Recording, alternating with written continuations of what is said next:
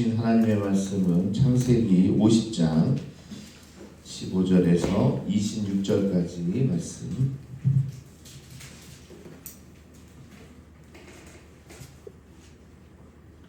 먼저 여러분 한 절 교독하겠습니다. 요셉의 형제들이 그들의 아버지가 죽었음을 보고 말하되 요셉이 혹시 우리를 미워하여 우리가 그에게 행한 모든 악을 다 갚지는 아니할까 하고 요셉에게 전하여 이르되 당신의 아버지가 돌아가시기 전에 명령하여 이르기를 너희는 이같이 요셉에게 이르라. 내 형들이 내게 악을 행하였을지라도 이제 바라본대 그들의 허물과 죄를 용서하라 하셨나니 당신 아버지 하나님의 종들인 우리 죄를 이제 용서하소서 하며 요셉이 그들이 그에게 하는 말을 들을 때 울었더라. 그 형들이 또 친히 와서 요셉의 앞에 엎드려 이르되 우리는 당신의 종들이니이다. 요셉이 그들에게 이르되 두려워하지 마소서. 내가 하나님을 대신하리이까. 당신들은 나를 하였으나 하나님은 그것을 선으로 바꾸사 오늘과 같이 취하는 생명의 소명을 구원하게 하시려 하셨나니 당신들은 두려워하지 마소서. 내가 당신들과 당신들의 자녀를 기르리이다 하고 그들을 간곡한 말로 위로하였더라.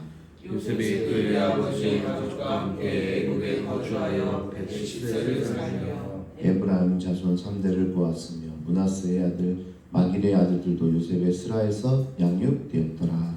요셉이 그의 형제들에게 이르되 나는 죽을 것이나 하나님이 당신들을 돌보시고 당신들이 아브라함과 이삭과 야곱에게 맹세하신 땅에 이르게 하시리라 하고 요셉이 또 이스라엘 자손에게 맹세시켜 이르기를 하나님이 반드시 당신들을 돌보시리니 당신들은 여기서 내 해골을 메고 올라가겠다 하였더라. 요셉이 110세에 죽음에 그들이 그의 몸에 향제물을 넣고 애굽에서 입관하였더라. 아멘. 이렇게 해서 대단원 한 6개월 정도 6개월 더 했는지 모르겠어요. 대단원 창세기가 마무리되었습니다. 언제 한번 창세기 성경 퀴즈 대회를 열어야 되겠어요. 새벽에 공부하신 분들 시험도 봐야 될 것 같고 괜히 나왔다 싶기도 한데 오늘 마지막 시간 여기 이 자리에 나오신 여러분들을 사랑하고 축복합니다. 네. 오늘 마지막으로 악을 선으로 바꾸시는 하나님의 크신 은혜가 여러분들과 함께하기를 원합니다. 드디어 창세기 마지막 장 마지막 절에 도착을 했는데요. 돌아보니까 하나님이 태초의 천지를 창조하셨느니라 이렇게 시작했는데 마지막을 보니까 마지막은 뭐예요? 조금 시시하죠.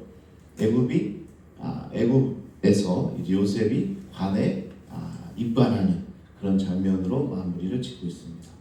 처음과 비교해 보면 뭐 이게 대단할까 이런 생각도 좀 들기도 하는데 하여튼 애굽에서의 마지막 그리고 이제 출애굽기가 되면 다시 약속의 가나안 땅으로 돌아가는 장면으로 이어지게 되는 거죠. 자, 오늘 본문은 야곱이 죽은 후에 다시 두려움에 빠진 형들과 그들을 완전히 용서하는 요셉 그리고 죽음 앞에서 하나님의 약속을 붙드는 요셉의 마지막 유언을 담고 있습니다. 어제 야곱의 장례식을 했는데 오늘 바로 요셉이 죽으니까 조금 죽는 이야기가 계속 나오긴 하는데요. 창세기를 마무리하는 이 아침에 요셉의 삶을 관통했던 하나님의 섭리, 오늘은 하나님의 섭리를 좀 바라보는 시간이 되었으면 좋겠습니다. 사실 창세기 전체가 하나님의 섭리 가운데 있다. 좀 쉬운 말로 바꾸면 하나님의 계획하심과 일하심에 있었다라는 사실을 오늘 우리가 같이 살펴보려고 합니다. 아버지 야곱의 장례를 마치고 돌아온 형들의 마음속에 다시 불안이 생깁니다. 아버지가 살아계시니까 그나마 형제들이 이렇게 살고 있었는데 이제 아버지가 돌아가시니까 요셉이 지금 힘 있는 요셉이 우리를 공격하겠구나, 우리를 힘들게 하겠구나, 이제 그런 불안감이 싹 엄습해 오는 겁니다. 그래서 15절에 보니까 우리에게 복수하지 않을까, 아버지가 계셔서 못하던 거 이제 아버지가 떠났으니까 우리를 내쫓지는 않을까, 이런 걱정들을 하고 있는 겁니다. 17년 전 요셉은 이미 형들을 용서했습니다. 형들이 처음에 왔을 때부터 요셉은 용서했어요. 잔치를 베풀고 좋은 땅을 주고 조카들까지 다 먹여 살렸습니다. 자, 여러분 생각해 보세요. 집 나갔던 형이 있는데 그 형이 다 망해가지고 돌아온 거예요. 어떻게 해요? 미워 죽겠지만 그래도 형이니까 받아줬어요. 근데 형만 온 게 아니라 처자식, 근데 조카들까지 다 데리고 온 거죠. 그런데 그 조카들까지 다 좋은 곳으로 먹여줬어요. 자, 그런데 이제 와서 그들이 와가지고 아직도 날 용서하지 않은 게 어떨까 이렇게 불안해한다면 여러분들의 마음이 어떨까? 자, 형들이 두려워하면서 아버지의 유언을 빙자해서 이야기합니다. 아버지가 이런 유언을 한 게 아니에요. 형들이 자기가 꾸며내서 하는 얘기죠. 제발 용서해달라. 그리고 사람을 보내고 급기야 요셉에게 납작 엎드려서 우리는 당신의 종이다 그러면서 벌벌 떨고 있는 거죠. 자, 왜 그럴까 한번 생각을 해보면요, 자신들이 지은 죄가 무겁고 또 감당하지 못하기 때문에 그렇습니다. 요셉은 괜찮은데 스스로가 감당할 수 없는 거죠. 진정한 회개와 용서의 확신이 없으면 아무리 좋은 환경에 살아도 마음은 지옥이다 라는 겁니다. 이런 용서의 확신이 들어야 돼요. 그렇지 않으면 불안한 겁니다. 언제 어떻게 될지 몰라서 마음이 지옥이라는 거죠. 이렇게 평안을 누리지 못한다는 소식을 듣고 요셉이 어떻게 하나 보니까 17절에 먼저 울었어요. 왜 울었을까요? 아직도 변하지 못하는 모습을 형제들을 보고 가슴을 치면서 울었을까요? 아니면 여전히 마음이 아파서 울었을까? 이렇게 이야기합니다. 형님들, 내가 그토록 진심으로 용서하고 사랑했는데 아직도 나를 못 믿으십니까? 아직도 죄책감의 감옥에 갇혀 계십니까? 이런 마음으로 너무나 안타깝고 서글퍼서 흘린 눈물이었다는 겁니다. 내 마음을 아직도 모르십니까? 또 이런 죄책감에 빠져서 아직도 그렇게 지옥 같은 삶을 살고 계십니까? 이런 안타까움에서 요셉이 눈물을 보이는 거죠. 사랑하는 여러분, 사탄은요 이미 용서받은 우리의 과거 죄를 자꾸 들춰내서 정죄하고 두려움을 줍니다. 하나님께서 은혜 베풀어 주셔서 용서해 주셨는데 마귀는 뭐라 그래요? 야, 너 어떻게 하나님한테 그럴 수 있어? 하나님도 지금 삐져 있을 거야. 이게 그렇게 속삭이는 거예요. 너 하나님도 너만 보면 가슴을 칠 거야. 하나님이 이미 용서해 주셨는데 사탄은 그렇게 유혹을 합니다. 여러분, 구분해야 될 것은 이단 구원파하고 구분해야 되는데, 구원파는 뭐라고 그러냐? 한 번 용서받으면 다 끝났다. 이제 앞으로 네 마음대로 살아라. 이제 네가 이제 죄를 져도 괜찮아. 넌 한 번 구원받았으니까, 하나님의 은혜가 있으니까 네 마음대로 살아. 이거는 이단이에요. 이렇게 헷갈리면 안 됩니다. 자, 한번 용서받았다고 영원히 용서받는 건 아니지만 하나님의 은혜가 있는데 여전히 죄책감으로 살아가는 것도 이것도 문제라는 사실이라는 거죠. 하나님께서 여러분의 삶을 이미 용서해 주시고 사랑해 주셨다면 이제 그 은혜를 누리고 살아야 되는 겁니다. 그런데 이 형들은 그렇게 살지 못한 거죠. 하나님의 은혜는요 십자가의 은혜고 우리의 죄를 통해서 이게 서로 먼 것 같이 하나님께서 우리의 죄를 말끔히 용서해 주셨다. 그렇기 때문에 우리는 주님이 주시는 자유와 평안을 누리며 살아가야 된다. 혹시 여러 가지 마음 가운데 지금도 위축되어 있는 분이 계십니까? 죄책감에 사로잡혀 있는 분 계세요? 하나님께서 여러분의 삶을 완전히 용서해 주시고 회복해 주셨음을 믿으시기 바랍니다. 자, 그렇게 하면서 두려워 떠는 형들에게 요셉이 아주 유명하고 위대한 고백을 하게 됩니다. 어떻게 보면 창세기의 가장 아름다운 구절일 수도 있는데요. 뭐라고 하냐? 두려워하지 마소서. 내가 하나님을 대신하리이까. 당신들은 나를 헤아려 하였으나 하나님은 그것을 선으로 바꾸사 오늘과 같이 많은 백성의 생명을 구원하게 하시려 하셨나니. 야, 너무 멋지지 않습니까? 당신들은 나에게 악을 행하였지만 우리 하나님이 그 악조차도 선으로 바꿔 주셨다. 이게 창세기 전체를 관통하는 핵심 메시지이자 요셉 신앙의 절정입니다. 당신들이 나에게 악행했습니다. 나를 팔고 죽이려 했습니다. 이게 팩트입니다. 맞습니다. 그러나 하나님은 당신들 그 악함조차도 재료로 사용하셔서 우리 가족과 온 세상을 살리는 선으로 바꿔주셨습니다. 그게 하나님의 뜻입니다. 형들, 하나님의 뜻을 보세요. 이렇게 이야기하는 거죠. 여기서 말하는 하나님의 섭리가 바로 이렇게 나오고 있는 거죠. 하나님은 우리의 실수, 타인의 악이, 심지어 내 인생의 가장 억울하고 캄캄한 시간까지도 합력하여 선을 이루시는 분이시라는 사실입니다. 야, 좋은 길로 인도하는 것뿐만 아니라 때로는 나에게 닥친 고난, 실패, 망함, 그런 것조차도 하나님께서 재료로 삼으셔서 선하게 나의 삶을 인도해 주신다는 사실이에요. 할렐루야. 그러면 내게 찾아온 오늘의 아픔과 고난조차도 이길 수 있는 거 아닙니까? 이것도 하나님께서 주신 거잖아요. 제가 몇 번 얘기했잖아요. 그 월주의 센터 거기 밑에서 델리 가게를 열었어요. 두 친구가. 그런데 이제 들어가는 그 입점하는 날이 됐어요. 근데 한 친구가 모아둔 돈을 다 들고 나갔어요. 얼마나 분해요, 그죠? 그것 때문에 델리 가게를 못 열게 됐잖아요.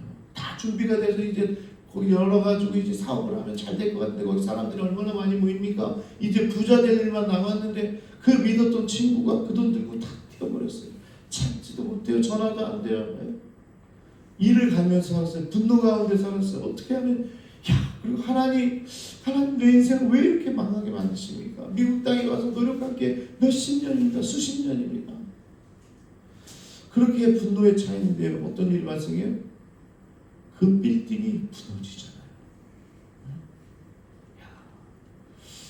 그리고 나서 돌아보니까 하나님이 나를 살려주시려고 그랬구나. 그 재난과 고난과 그 배신조차도 하나님께서 재료로 사용하셔서 나를 선하게 인도해 주셨구나. 그게 나중에 나오는 고백 아닙니까? 우리가 중간에는 이런 고백이 안 나올지 모르지만 나중에는 이 악조차도 하나님께서 선으로 인도해 주시구나. 여러분 믿으시기 바랍니다. 오늘 혹시 찾아온 고난 좀 감당하기 힘든 이것도 하나님께서 나중에 반전시키시려고. 여러분 드라마 보면요, 주인공이 1회부터 30회까지 드라마를 하는데 1회부터 30회까지 뭐든지 잘 돼. 네? 회장님 아들로 태어나가지고 사업하는 것마다 잘 돼. 예쁜 여자랑 결혼해. 또 행복한 가정 이렇게 드라마가 처음부터 끝까지 되면 그 드라마를 볼 사람이 누가 있어요? 화만 나죠. 저런 놈도 있네. 내 인생은 어떻게 됐냐. 이렇게 화만 나는 거예요. 그 드라마 시청률 1%도 안 나옵니다. 시청률이 50% 60% 나오려면 어떻게 돼요? 그 주인공이요 굽이굽이 어려운 고난을 겪어야 돼요. 그 옆에 놈 왜 이렇게 나쁜 놈이 많아요? 막 이간질하고 비난하고 이 주인공이 하지도 않은 일을 막 공격해가지고 주인공이 나락으로 떨어질 때 뭐예요? 시청률은 올라가잖아요. 왜? 이 드라마의 마지막을 보면 반전이 있겠구나. 그리고 이 악을 선으로 바뀌는 모습을 내가 보고 싶다. 이런 마음이 있는 거잖아요. 그러니까 우리 인생도 하나님께서 이렇게 모든 나의 인생을 재료로 사용하셔서 끝내는 선으로 바꿔주시는 하나님을 여러분 믿으시기 바랍니다. 그래서 오늘 요셉이 형들을 용서해 줬다라는 거죠. 요셉이 착해서 원래 잘 나가서 용서해 준 게 아니라 내 인생의 주어가 형들이 아니라 하나님임을 분명히 알았다는 사실입니다. 오늘 여러분의 삶도요, 여러분의 삶이지만 여러분의 삶의 주어가 누군지 아세요? 하나님이십니다. 내 인생조차도 하나님께서 이끌으시는 거예요. 그러니까 혹시 위기가 찾아오면 하나님이 내 인생을 얼마나 피게 하시려고 이렇게 어려움을 갖게 하시나 이렇게 바라보면서 기대를 하시기 바랍니다. 그러면 하나님, 주어 되신 하나님께서 내 인생을 책임져 주실 줄로 믿습니다. 누군가 도저히 용서할 수 없을 때 이 요셉의 고백을 한번 떠올려 보십시오. 하나님이 악을 선으로 바꿔주셨다. 이 말하면서 또 이런 말도 했어요. 내가 하나님을 대신하리까. 하나님이 주어가 돼서 하시는데 내가 나서서 뭘 하겠습니까? 이런 말을 하는데요. 심판과 복수는 내 권한이 아니라는 겁니다. 내 인생을 억울하게 만든 그 사람조차도 결국 나를 연단시키고 하나님의 뜻을 이루기 위한 도구였음을 깨달았을 때 비로소 진정한 용서와 화해가 시작되고 하나님께 맡기는 삶을 살 수 있게 되는 거죠. 다윗도 그랬잖아요. 자기가 직접 하지 않아요. 하나님께 맡기는 겁니다. 자기가 그렇게 많이 찾아왔어도 원수들을 그냥 내버려 두는 거예요. 여러분들도 마찬가지입니다. 여러분의 손에 피를 묻히지 마세요. 직접 하지 않으셔도 됩니다. 하나님께서 대신하실 겁니다. 그럼 우리 그냥 인간적인 생각에 여러분이 한다면 그 원수 같은 놈 한 대 때릴 수 있지만 하나님이 대신하시면 그 원수 같은 놈 망하게 되는 거예요. 그러니까 여러분 한 대 때리고 맞으려면 망하는 걸 보시면 너무 인간적인가요? 여러분 내가 하는 것이 아니라 하나님께 맡기는 거예요. 내가 저 나를 힘들게 해. 내가 가서 한 대 쥐어 박아야 되겠다. 이렇게 하는 순간에 나도 같이 피를 묻히게 되는 거예요. 그리고 그게 선악과를 따먹는 겁니다.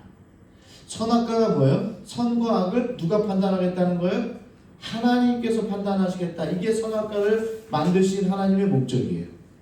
인간 너보고 판단하라고 한 게 아니라 선악과를 만들어 놓고 이거 선과 악의 판단은 나만 할 수 있다. 이게 하나님의 말씀이에요. 근데 인간이 뭐예요? 왜 하나님만 합니까? 나도 선과 악을 판단하겠습니다. 그리고 선악과를 따먹고 이제 한 사람 한 사람은 선과 악을 판단하는 거예요. 너 나한테 100만 원 꿔갔는데 안 갚았어? 넌 악이냐? 가서 한 대 쥐어받고. 너 나한테 이렇게 힘들게 했어? 가서 쥐어받고. 내가 다 주관자가 되고 내가 주어가 되는 겁니다. 그러면 하나님을 넘어서게 되고 그게 죄인의 길에 빠지게 되는 거죠. 그렇기 때문에 선과 악은 하나님께 맡기고 내가 어떻게 하나님을 대신하리까? 한번 떠올려 보세요. 정말 이 사람은 내가 용서하지 못하겠다. 정말 이 사람은 나를 힘들게 하는 사람이다. 그 사람조차도 어떻게 해요? 하나님께 맡기는 겁니다. 내가 뭘 대신하겠습니까? 하나님께서 하나님의 어떤 정의대로 판단하시고 이용하시고 사용하옵소서. 이렇게 할 수 있어야 요셉과 같은 삶을 살 수 있게 된다. 그래서 요셉이 형들이 불안에 떨고 있을 때 내가 하나님을 대신하겠습니까? 하나님은 악조차도 선으로 바꾸시는 하나님이십니다. 이런 고백을 마지막으로 하게 되는 거죠. 그리고 세월이 흘러서 요셉도 110세가 되어서 죽음을 맞이합니다. 애굽의 2인자로서 모든 부귀 영화를 누렸던 그가 마지막 숨을 거두면서 남긴 유언이 뭐냐 보니까 내 재산을 어떻게 나눠서 내 무덤을 얼마나 화려하게 지어라 이런 얘기를 한 게 아니라 하나님이 반드시 당신들을 돌보시리니 당신들은 여기서 내 해골을 메고 올라가겠다 하라. 이게 뭐예요? 우리 어저께 봤잖아요. 아버지의 뒷모습이 뭐예요? 아버지도 이곳에서 화려한 장례를 치를 수 있었지만 뭐예요? 하나님이 말씀하신 어머니의 품인 이 가나안에 가가지고 장사하게 되라. 그래서 그 장사하면서 이 백성들이 한 번 다 가봤잖아요. 요셉도 갔었잖아요. 그걸 보고 요셉도 뭐라고 그래요? 마지막 유언으로 아버지와 같은 유언을 하는 겁니다. 내가 지금 죽지만 내 해골만큼은 내 뼈만큼은 나중에 출애굽할 때 가져가서 가나안에 묻히게 해달라. 이게 바로 요셉의 유언이었고 이 유언은 자그마치 430년이 지난 후에 정말로 실제로 이루어지게 되는 거죠. 자, 그러면서 요셉의 유언이 바로 희망의 이정표가 되었다. 그들이 애굽에서 이스라엘 백성들이 애굽에서 노예 생활하며 고통받을 때마다 요셉의 간을 보면서 맞아. 하나님이 반드시 우리를 돌보실 거야. 우리는 이곳을 떠나 약속의 땅으로 갈 거야. 이런 소망을 품게 했다는 겁니다. 이해가 되시죠? 요셉의 간을 볼 때마다 요셉이 했던 유언을 떠올리는 거죠. 그러면서 우리가 언제 지금은 종으로서 이제 이후로요 요셉을 모르는 파라오가 생기면서 이스라엘 백성들을 학대합니다. 이를 과중시켜요. 정말 못살게 만듭니다. 그런 힘들 가운데서 이 사람들의 소망이 있었다는 거예요. 아마 이거 없었으면 그냥 종으로 마무리졌을지도 모릅니다. 그러나 지나가면서 요셉의 관을 보면서 그래 요셉 우리 아버지가 얘기했던 우리 요셉 할아버지가 얘기했던 우리의 삶이 여기서 끝나는 것이 아니라 우리가 다시 하나님의 땅 가나안으로 돌아갈 거야. 네? 그런 정신이 있으니까 그 고난을 이겨내는 거 아닙니까? 여러분 이 유대인들이 나라를 잃고 그렇게 세계로 흩어져 있다가 어떻게 이스라엘이라는 민족을 다시 성립할 수 있었을까? 이게 세계 불가사의입니다. 이렇게 될 수가 없어요. 왜냐하면 이 심리학적, 사회학적으로 보면요, 우리가 이제 여기 살다 한국인이라도 이제 미국에 가서 3대만 되면 미국인 된다고 얘기해요. 1대 때는 한국을 그리워하며 살죠. 2대 때는 그래도 아버지의 신앙, 어머니의 신앙을 보고 살아요. 근데 3대가 되면 뭐가 된다고 그래요? 한국 사람이 아니라 미국 사람이 된다. 이게 사회학적인 통계에서 나온 이야기입니다. 그런데 어떻게 수천 대가 지나도록 이 나라 없이 살면서도 어떻게 다시 이스라엘을 만들 수 있었을까? 이 정신이 있는 거예요. 오늘 요셉의 간을 바라보면서 우리가 가나안 땅으로 돌아갈 것이다. 하나님의 품으로 돌아갈 것이다. 내가 지금 힘들고 어렵지만 내가 때가 되면 하나님이 만드신 그곳으로 돌아갈 것이다. 이 정신이 이스라엘에게 있어서 지금 이스라엘을 지금 만들게 된 거죠. 지금은 헛짓하고 있지만 그 사람들이 그런 정신으로 나라를 만들고 이 사람들이 이제 돌아와야 되죠. 우리 또한 어떻습니까? 우리 또한 우리가 돌아갈 곳이 있어요 없어요? 어디에? 저 강남에 타운팰리스? 아니죠. 거기가 아니라 하늘나라. 하나님께서 의리의리하게 우리의 집을 빌라를 여러분 빌라니까 아파트가 막 빌라가 원래 더 좋은 거예요. 빌라가 미국 가보면요 아파트는 제일 못 사는 사람들이 아파트 사는 겁니다. 빌라 천국의 빌라를 하나님께서 다 만들어 놓으신 거죠.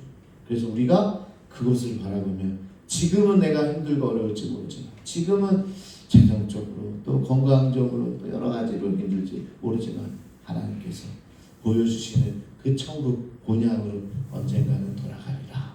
그 소망을 가지고 살아간다면 여러분 창세기 오늘 다 100점 맞은 겁니다. 시험 안 보겠어요. 여러분 가운데도 내가 돌아갈 곳이 있다.